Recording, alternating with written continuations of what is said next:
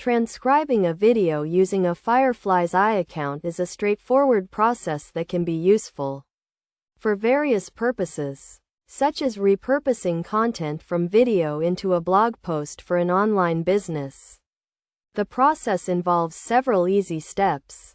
After logging into the Fireflies account, the home screen is displayed, and to initiate the transcription process, the Uploads option is selected from the left side of the screen. A Browse Files button is then clicked to choose the video to be transcribed. Once the video is selected, it is uploaded, and after a brief moment, the file is processed, and the transcript is generated. The transcript can be viewed in two formats: notes, which are displayed by default, and a full transcript, which shows the conversation split into different speakers.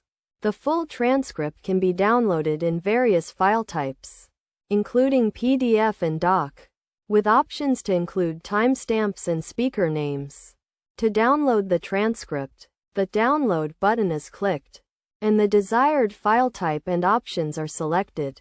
This process provides an easy and efficient way to transcribe videos using a Fireflies account.